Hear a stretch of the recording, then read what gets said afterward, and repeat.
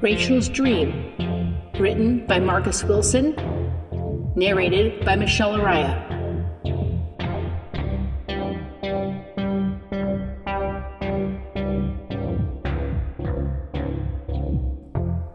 It is nighttime. On the second floor of Rachel's family's house, the hallway light is shining, and there is the sound of a party coming from downstairs. The party music is blasting. Rachel's door is cracked. She stands near the door and can hear the party going on downstairs. She starts to open the door to go downstairs to the party, but then she takes a deep breath, turns around, and gets onto her bed holding her forehead. She then takes a deep breath as if she felt sick. The wind from Rachel's window blows the white silk curtains. The hallway light continues to pour in through Rachel's partially cracked door. Rachel lies there in her bed. She has her arms behind her head. The lamp from her nightstand is shining and lighting the room. Minutes later, Rachel decides to get up out of her bed and locks the bedroom door. The party music has stopped. Rachel starts getting undressed and ready for bed.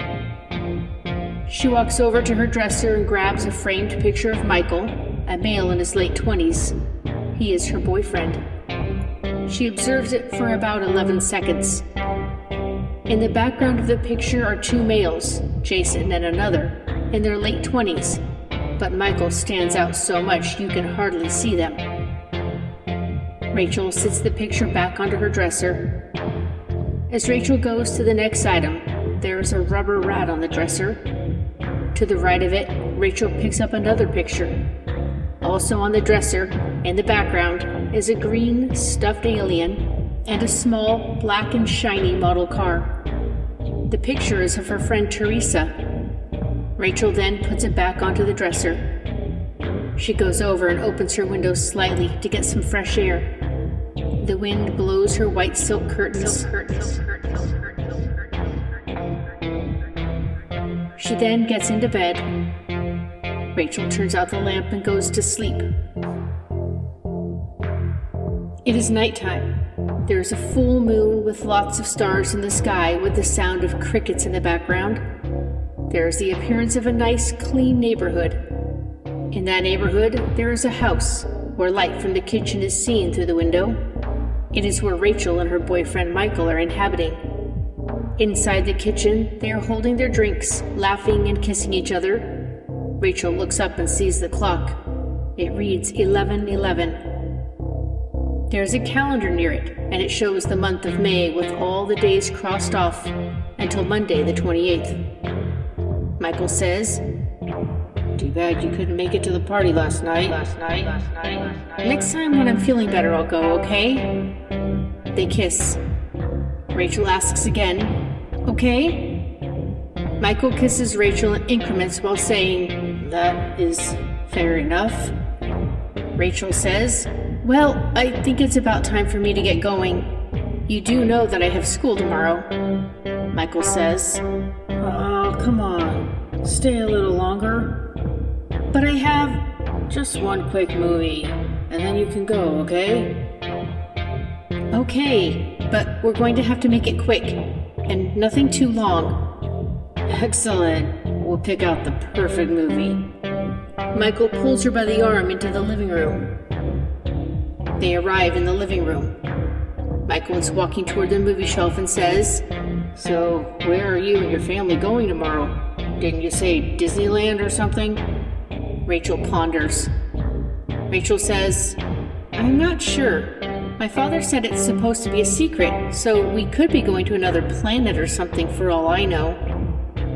Rachel observes around his living room and sees on the wall pictures of the people that she saw on her dresser, but different ones, taken at different places and times. Michael asks, "You mean you have to wait all the way till you get there to know what it is?" Rachel says sarcastically, "Yes, that's right." "That sucks." Rachel says, "Yeah, but I'm sure it's worth the wait." Michael says while moving his finger across a series of videotapes, "Aha! It is an alien movie." He turns around and shows her the tape which shows a horrifying picture of a green alien with big, black, shining eyes and teeth grinning like a tiger. Michael, smiling, says, "The perfect movie." Rachael turns her head in fear. Immediately, Michael goes up to her with concern. Michael, grinning, asks, "What's wrong?" Rachael, fearful, says, "You know I can't watch stuff like that." "Oh, come on. It's just a movie. It's not like it's going to jump out of the TV and bite you." He goes to hug her. "Come on, just this once, and then you can go home." Rachael says, "Okay, but you have to promise." Michael asks, "Promise what?" "That this is the last time we watch one of those movies." Michael says, "Okay, I promise." She walks to the couch, placing her red purse at the end of it in order to sit down. Michael puts the tape in, and he joins her on the couch. He kisses her on the cheek. They hold hands and watch. The clock reads 9:59.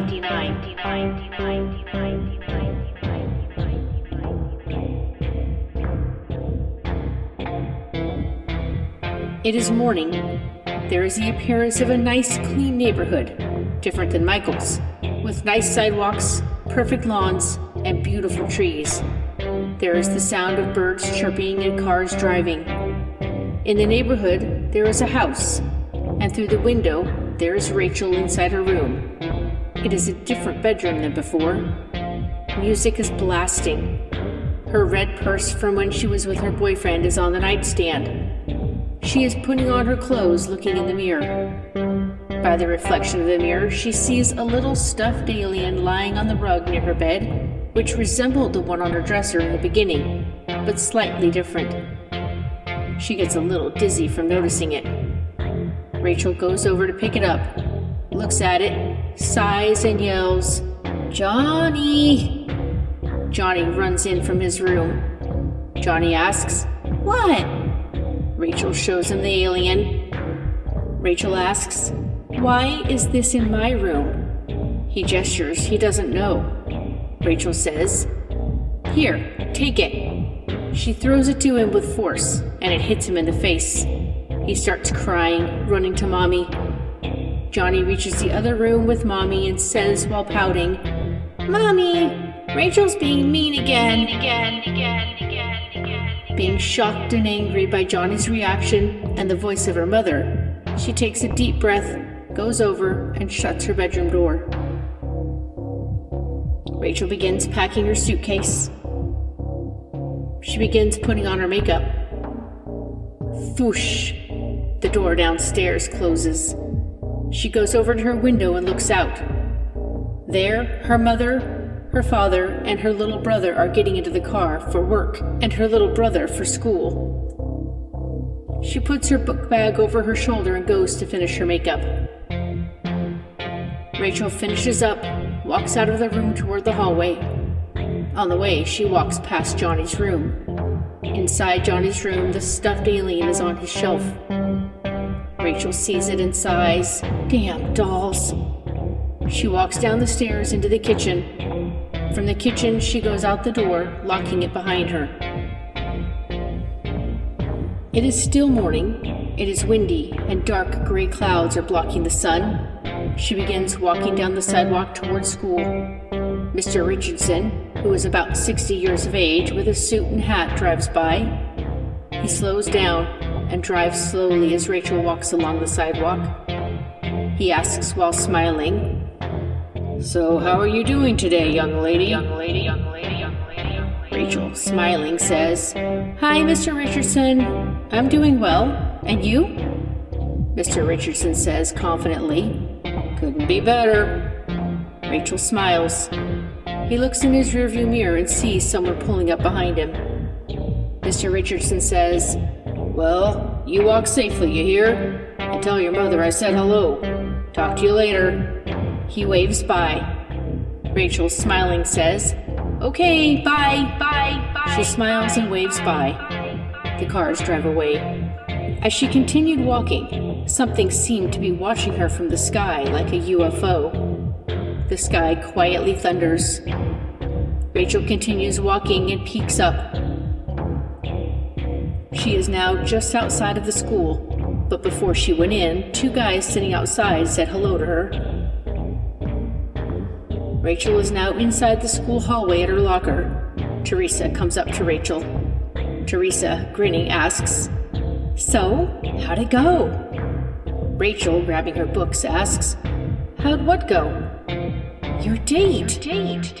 Rachael stops to think. "Oh, my date? Well, let's see. I guess it went okay." Teresa asks, "Okay? Then what did you guys do?" Rachael, grabbing her book, says, we went to his place. Watched a movie." Teresa is smiling. Teresa says, "Well, anyway, after school, are you still going jogging? Because me, Samantha, and Pam are all going to the movies, and we were wondering if you'd like to come." Rachael ponders and says, "Oh, I don't know." "Oh, come on. Quit being such a puss. It'll be fun.